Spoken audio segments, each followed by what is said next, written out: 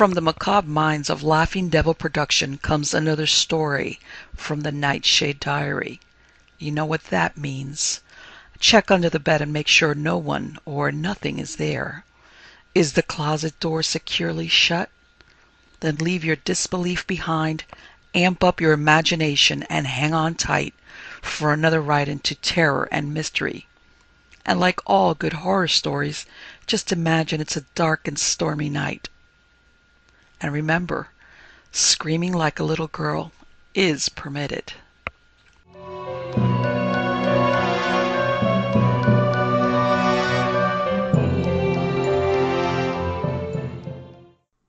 The Candle. I'm indebted to Mrs. Graham, who heard me give a talk on ghostly phenomena at a club in London one evening in the 20s of the present century, for the following story. When I was a girl, she said, some friends of ours named Halkett lived in a house in Warwickshire. On account of the rumours that it was haunted, Lady Halkett experienced great difficulty in obtaining servants. From the appearance of the house one might have imagined that there was truth in the rumours. It certainly looked haunted. It was a large, low, rambling, picturesque old grey stone building, nestling between stately elm trees. A massive front door opened into a great hall, in the centre of which was a broad oak staircase leading to a gallery that connected the two wings of the building. There were family portraits and ancient weapons on the walls of the hall, and armour and old china in every available corner. No matter how fine and sunny the day, the house was cold and gloomy. I often wondered how Lady Halkett could live there and always seemed to be so bright and happy. She told me that nothing would induce her to leave the house that had harboured so many generations of her family, and in which she had spent some of the happiest moments of her life. She loved company, and was seldom without visitors. I can only remember her as a widow, her husband an officer in a Highland regiment, having died in India before I was born. She had two daughters, Alice and Margaret, tall, good-looking girls, older than I. We were great friends, and they constantly invited me to their home, in the summer to croquet and lawn tennis, in the winter to balls and indoor games.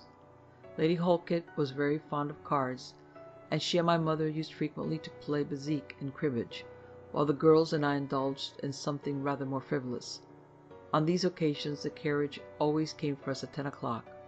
When there was a ball, Lady Halkett very kindly put us up for the night.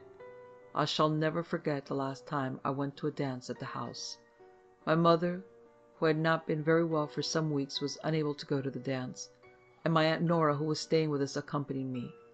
It was snowing when we set out, and as it snowed all through the night and most of the next day, the roads were completely blocked, and we were forced to stay with the Halketts until the snow was cleared away. My aunt and I did not share a room. She slept in the east wing of the house, where all the other visitors, some of whom were belated like ourselves, slept, and as there was no room for me in that wing, I was given a room in the west wing. My room was the only occupied one in the wing.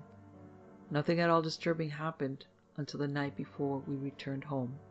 Margaret and I were ascending the hall stairway to bed, when Alice met us looking extremely agitated. "Do come to my room," she said. "Something has happened to Mary."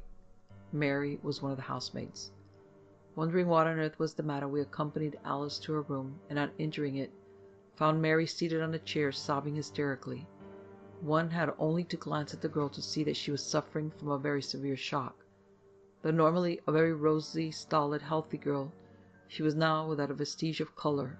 The pupils of her eyes were dilated with terror, and her whole body, from the crown of her head to the soles of her feet, shook as if with ague. "Why, Mary!" Margaret exclaimed. "Whatever is the matter? What has happened?" "It's the candle in Miss Trevor's room, miss," the girl gasped. "I can't put it out."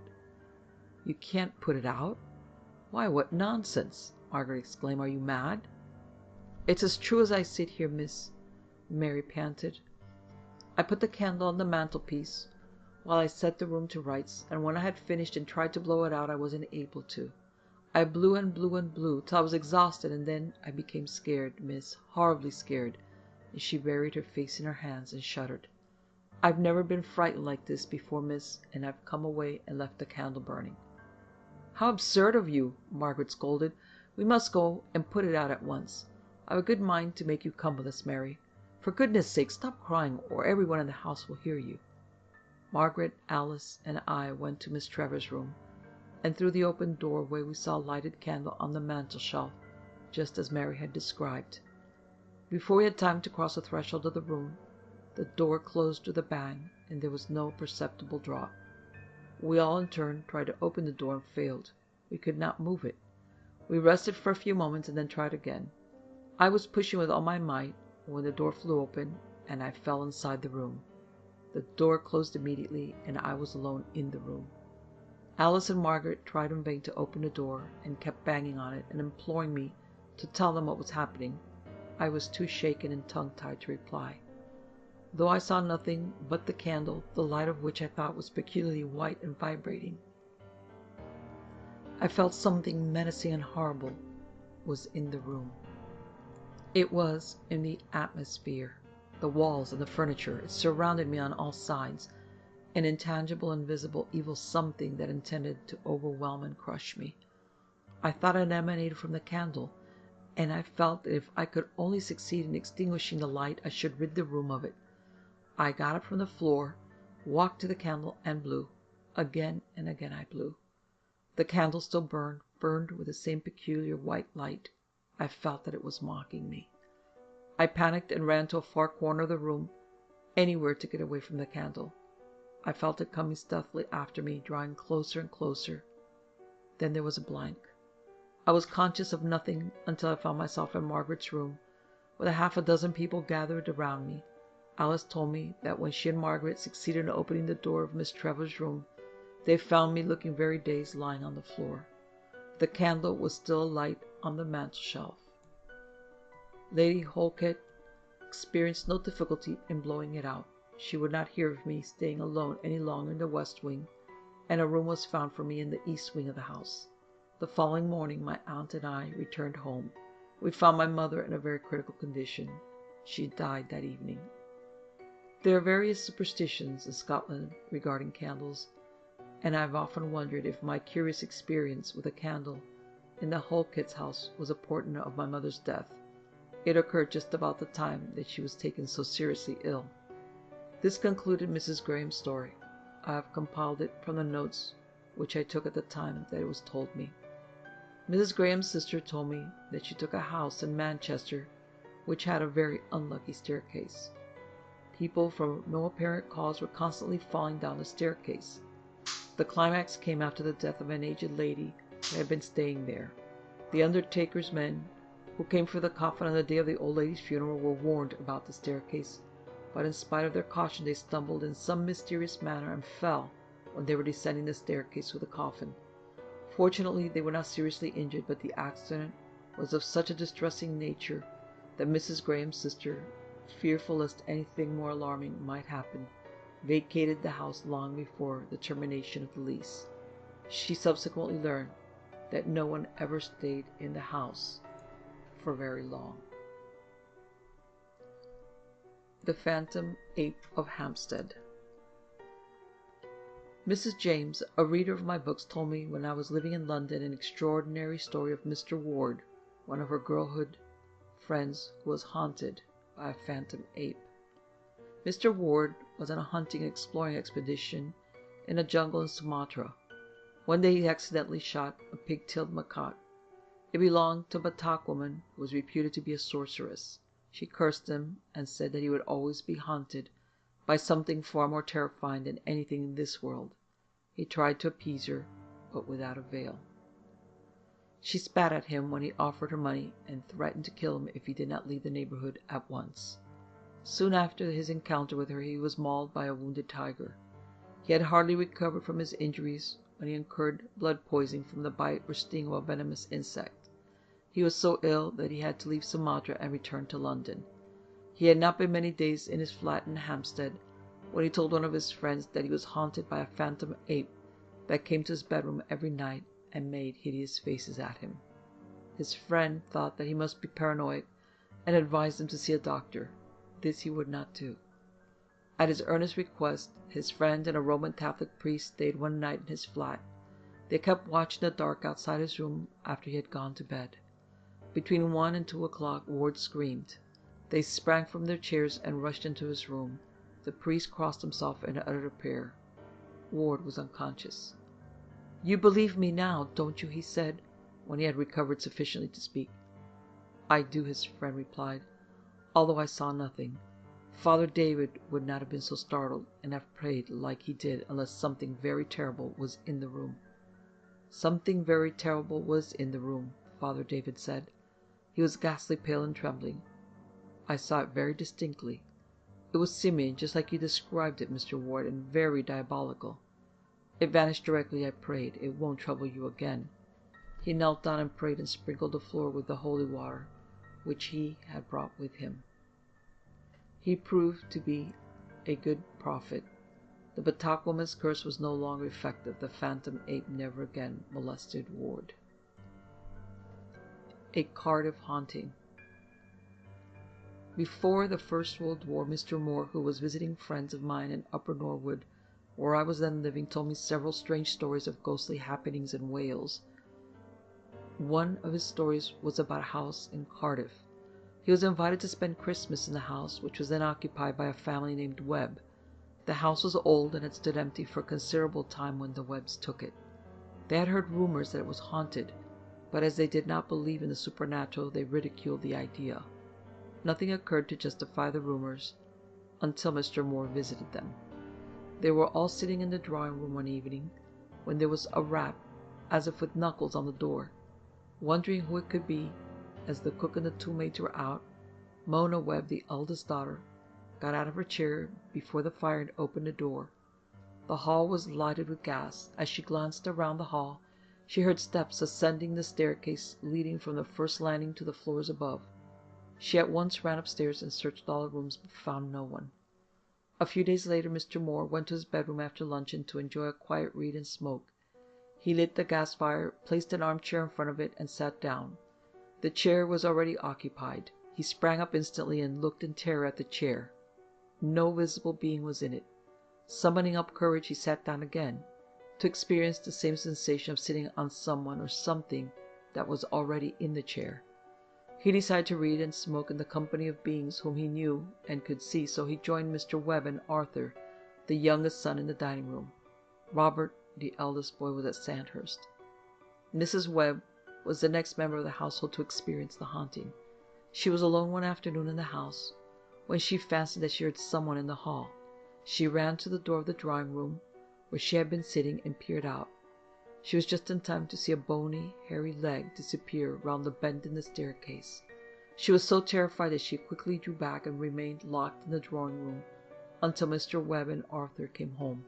They searched the house but could find no one. Not a word was said to the servants, who came in later, lest they should be scared and give notice to leave. On another occasion, Mr. Moore and the Webbs were sitting in the drawing room after dinner when they heard a succession of bumps overhead. Lorna, the second eldest daughter, went to the door and beckoned to the others. They all came to the open door and listened. Presently, something appeared round the bend of the staircase. It was too shadowy for them to see it distinctly, but they got the impression that it was something very extraordinary, not unlike a nude trussed body that did not seem human nor quite animal, but an unpleasant mixture of both and something else. It came bumping down the stairs and rolled right past them to the door at the top of the basement steps. They heard it bumping down the steps. Then there was silence. The Webbs looked at one another aghast. They had all seen and heard the thing, and had been too frightened and horribly fascinated to move or utter a word. They returned to the fireside, and sat huddled and glanced every now and then apprehensively at the door. That same night Mr. Moore awoke with the feeling he was not alone in the room. He listened and heard a curious pattering sound. It seemed to come from a large cupboard inlet in a corner of the room and to approach the bed. He opened his eyes, looked, and froze. Leaning over the footrail of the bed, grinning at him, was a nude, revoltingly fat, shapeless figure. Its face was yellow, its eyes pale, slanting, and perfectly mad. It did not appear to have a nose. A gruesome light surrounded it. Mr. Moore, forcing himself to keep calm with a great mental effort, bade the thing gone, and in a few moments it faded away and vanished. At the suggestion of a friend who was a spiritualist, the Webbs had a séance one evening. They sat round a table in the breakfast room. For some time nothing happened, and then the table rose and fell and behaved in such a violent manner that Mrs. Webb was frightened and declared that there was something under the table moving it. Several of the other sitters experienced the same feeling, and the séance ended in a panic. The following night Mona Webb woke feeling very thirsty. She stretched out her hand for the box of matches which was on a chair by the side of the bed, and touched something cold and clammy. It was a face, not of the living but the dead. In response to her screams, several of the family ran to her room. They only saw Mona, who had sustained such a severe shock that it was some time before she could explain what had happened. Mr. Moore left the house the following morning, and the Webbs within a fortnight. Strange to say, the servants did not experience any of the ghostly happenings. They could not understand why the Webbs decided to vacate the house so suddenly. A Newcastle haunting.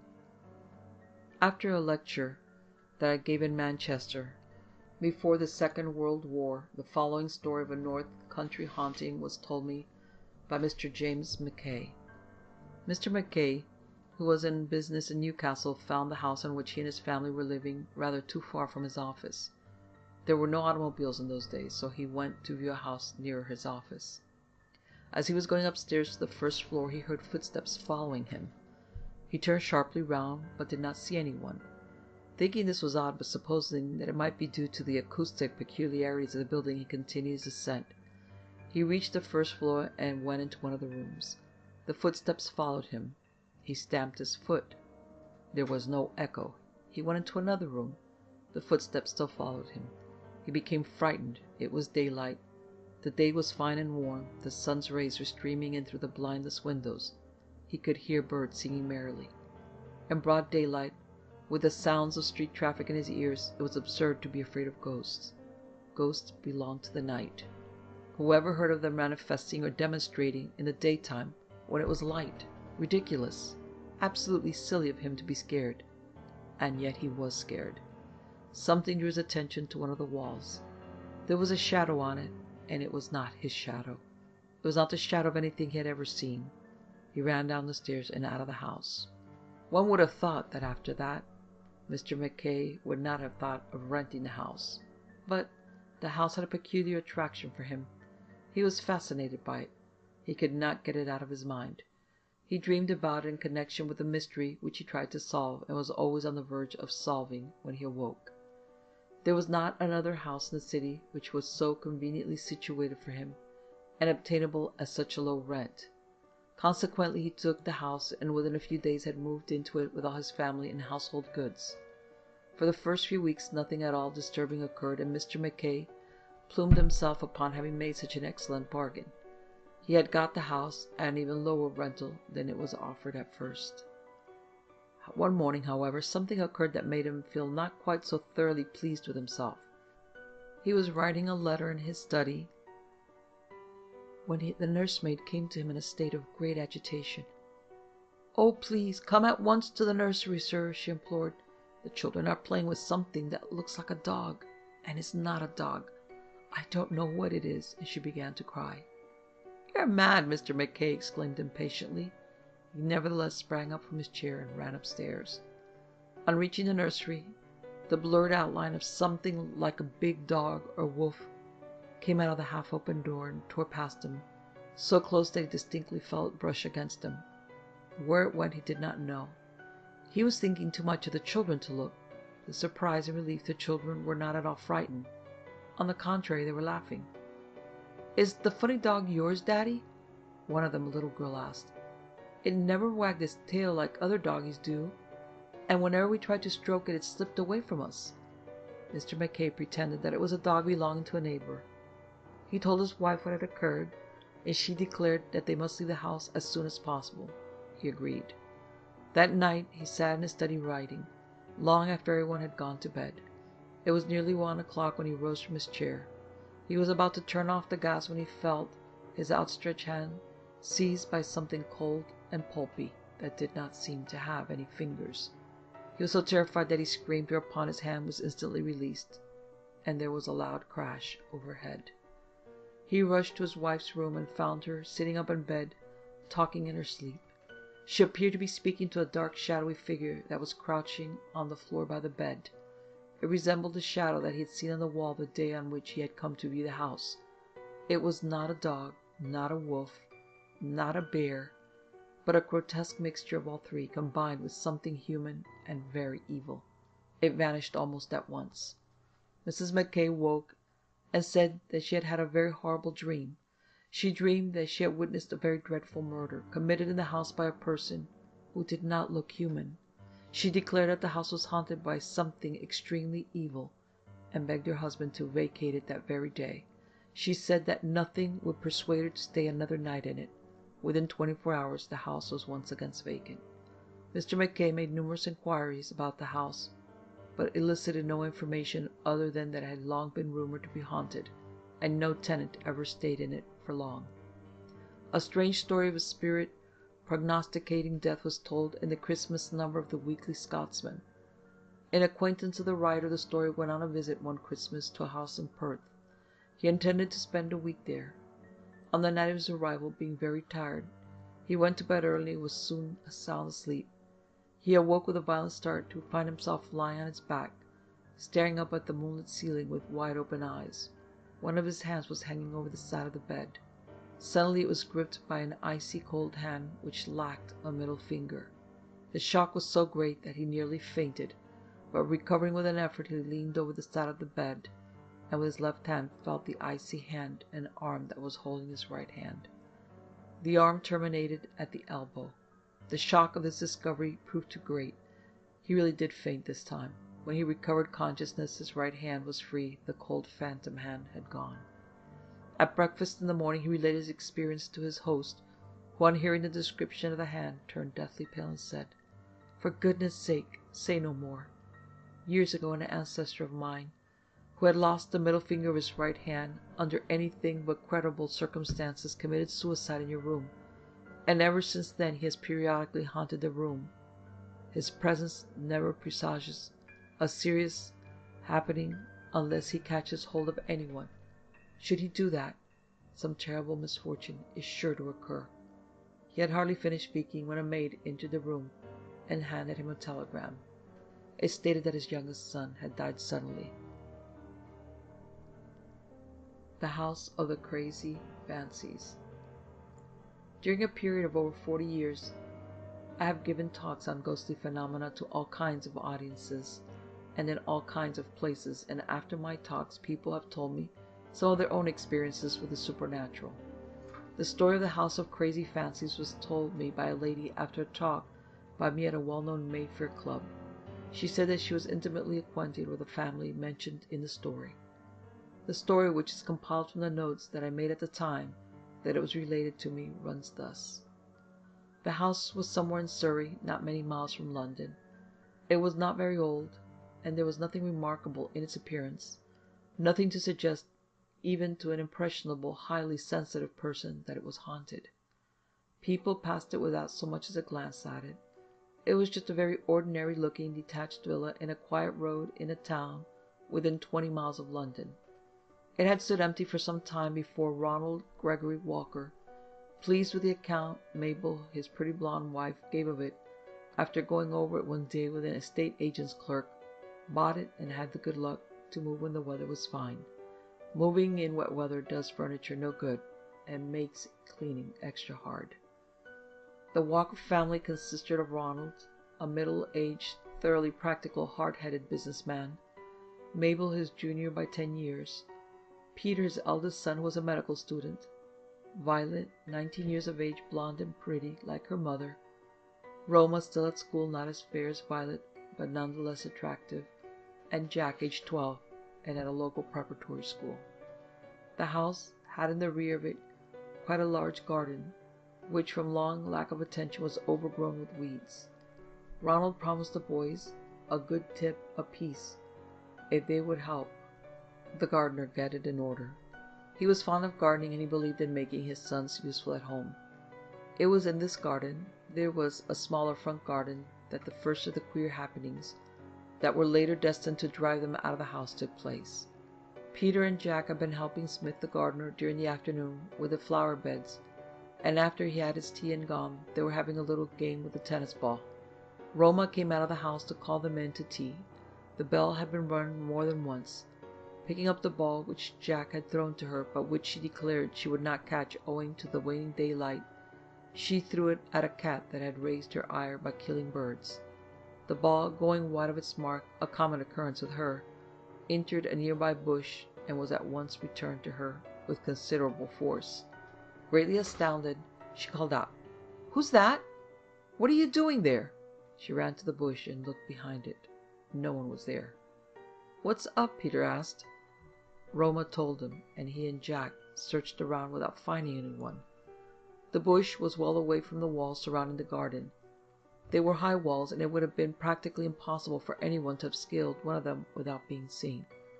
There was a door leading into a lane at the end of the garden, but it was locked and bolted. Neither of the boys could have thrown the ball because they were not near enough to the bush at the time. Trivial as was the incident, it greatly perplexed and mystified Roma and her brothers. Roma told her parents, who laughed and said that someone must have been hiding in the garden and thrown the ball for fun. Roma and the boys declared that this was impossible, since they had searched the garden so thoroughly, and there was really nowhere for anyone to have hidden. Ronald and Mabel shrugged. "Someone was there," they persisted. "It was dusk, and you didn't see them." The trio let it go at that, but they weren't satisfied. Some nights after the incident of the ball, Ronald Walker was sitting in the little room which he called his study. By him on the table were several sealed and addressed envelopes. He had been striving to work off much overdue arrears in correspondence, and becoming weary had lain down his pen to rest a while. It was close on midnight. The rest of the household had long gone to bed. The house and everywhere was still, not a sound except the pattering of raindrops in the window pane. The weather being cold and wet, he had drawn the heavy green curtains across the window recess. Now something made him look at them. They were violently shaking. Thinking this odd, he rose from his seat and, going to the window, made sure that it was shut and latched. He felt with his hand to see if there was much draught. There was a little, but assuredly not enough to produce such shaking in the curtains. A little puzzled, he returned to his seat and drew it nearer to the gas fire. He felt suddenly chilly. Perhaps it was the behavior of the curtains, and his mind reverted to Roma's story of the tennis ball. Of course, someone had been hiding in the bush and had thrown it at her. Probably a boy from one of the neighboring houses. He had seen boys going in and out of several of the houses in the road. The young devil had no doubt enjoyed their inability to find him, and had made off as soon as the coast was clear. What more likely? The silence was very profound. It rather got on his nerves. He wanted to go to bed, but the warmth of the fire was so enjoyable that he did not like leaving it.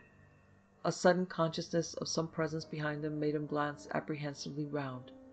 There was no one. He frowned at the wallpaper, a vile mixture of bilious yellow and dyspeptic green, with a jumble of flowers of an unknown species. It was soiled and had probably been on the walls for many years. The longer he stared at it, the more it jarred his nerves. He determined to get rid of it as soon as possible. There seemed to be something unusual about it tonight, something that made him keep on gazing at it, at one spot in particular. Of course, it was just his silly imagination, but in the flowers and leaves he could see a grotesque resemblance to a face, such as one sometimes sees in a fire or in the pattern of a carpet. It became more and more pronounced. A queer, distorted face with prick ears, a grinning mouth, and ogreish, leering eyes. With an effort he tore his gaze from it, but wherever he looked it was the same. Grotesque faces grinned and leered mockingly at him. He rubbed his eyes, but still he saw them. "I've been using my brain too much," he thought to himself. "I'm suffering from hallucination. Perhaps I ate more than was good for me, or it may be eye strain." Whatever the faces were, figments of his distorted imagination, or actually in the design on the walls, they were harassing, and he did not like them. At last, unable to bear the sight of them any longer, he got up, left the room, and went to bed. As soon as he came down in the morning, he went to the study and looked at the wallpaper. There were the flowers and intertwining nondescript leaves, but no suggestion of the queer faces. Consequently, he tried to persuade himself that they were entirely imaginary. He did not say a word about them to the family. It was Mabel Walker's turn next. One evening, about a week after Ronald's experience in the study, she was sitting in the drawing room, mending socks and stockings. Ronald was at a club dinner. Peter and Jack were spending the week with friends in the country, and the two girls were at a party. Mabel was alone in the house and felt like it. Everywhere was so very quiet, and there was such a sense of no one but herself in the building. Suddenly she had the feeling of being watched. It was distinctly disquieting. She did not like it. She got up and made sure the curtains were drawn and that no one could see in through the window. She went into the hall and into the rooms and kitchen, and tried the front and back doors to see if they were fastened. In fact, so strong had been the impression of eyes covertly spying her that she searched everywhere. Convinced at last that no one but herself was in the house, she returned to her comfortable seat by the fire. As soon as she had finished mending one pair of socks or stockings, she put them on the Chesterfield, which was close at hand. She was in the act of putting a pair there when she stopped short. There were 4 cushions on the Chesterfield, 2 at each end, and the one on which her eyes were riveted bore a not at all nice resemblance to a face. There was a protuberance for the nose, another protuberance for a sharply defined chin, a long dent for a mouth, and 2 small dents for the eyes, which were unpleasantly lifelike and seemed to be regarding her with an expression of malicious amusement. She looked at the other cushions, and in each one of them she saw a different face, equally if not more sinister and mocking. Fearing there was either something wrong with her brain or stomach, she got up, and having rearranged the cushions, went on with her mending, swearing at the manufacturers for making such very poor material, at the shops where they came from for charging such exorbitant prices, and at the government for allowing such gross profiteering. Presently she was again conscious of being watched, and on looking round she saw, with a start, that the cushions were not as she had left them. There were again faces, queer animal faces, with the same expression of malicious amusement in their eyes. She became scared and wondered if she was in a nightmare. To make sure that she was awake, she rose and looked at herself in the mirror over the mantel-shelf. When she got back to her chair, the faces were no longer to be seen. The front door-bell rang. She went to the door and asked who was there. There was no reply. She opened the door. No one was there. She was about to return to the drawing-room when something caused her to look at the coats hanging in the hall. It was then that she got her second start. This time it was a very big one, for one of the coats, a long white mackintosh, was not hanging loosely down like the other coats, but was bulging in a very peculiar manner. It seemed very much as if some strange thing of an alarming shape and of considerable size was inside it. It gave her a distinctly uncanny sensation. Endeavoring to be calm, she was about to cross to the mackintosh to find out what was causing the bulge, when there were 3 sharp knocks on the front door. It was Ronald. After listening to his account of the dinner, she told him that she believed she must be going mad, or else there was something very much the matter with her eyes. When he asked what made her think such a thing, she told him about the mackintosh and cushions. He listened with interest to all she had to say, and then said, "Well, if you are mad, I must be mad too." And he proceeded to tell her about the faces in the wallpaper. They agreed not to say anything about their experiences at present to the children. When they had done talking, Mabel suddenly remembered the mackintosh. They went together to the recess. The mackintosh no longer bulged. It was hanging quite normally. That there was something very queer about the house they were now constrained to admit. Before coming there they had rather scoffed at the idea of a supernatural, but after what they had experienced, they did not feel like scoffing any more. Nearly a fortnight passed without anything further happening, and they were beginning to feel that the haunting, if such it could be termed, had really ceased, when something occurred to shatter their optimism. This time Violet was the victim. She slept in a room in the front of the house. Roma was in the next room, which was really a dressing room leading into the larger room where her mother slept. She had gone to bed rather earlier than usual one night, and had fallen asleep almost as soon as her head rested on the pillow. She awoke to hear almost immediately a loud creaking near, so it seemed, the bed. Just the furniture, probably due to a change in the temperature, she thought, yet she wondered why she never seemed to hear furniture creaking in the daytime. Changes in the temperature surely took place during the day. Then why not creakings? Presently there were more of them. The boards creaked, There was a very loud creak seemingly in the big hanging wardrobe, and another in a chair close beside the bed. It really sounded as if someone was sitting on the chair. The sounds irritated and worried her to such a degree that she got up, lit a candle, and looked everywhere to see if Jinx, the black cat, was in the room. He sometimes sneaked into one of the rooms during the evening and hid in a cupboard or under the bed. Jinx was not in the room. She was about to blow out the light and get back into bed when the bed rose as if someone was under it. Opening the door very quietly, so as to be able to escape quickly should anyone suddenly pop out, she got her hockey stick and poked about with it none too gently under the bed. It met with no resistance. Kneeling down, she peered under the bed, and to her relief, no one was there. Thinking that she must have been suffering from some kind of illusion, she got up and was once again about to blow out the light when what she now saw caused her to pause aghast. The bedclothes were not as she had left them. Neither was the pillow nor the bolster. The bedclothes were arranged in such a fashion that it looked very much as if someone was in the bed. There were the distinct outlines of a long body, legs, and torso.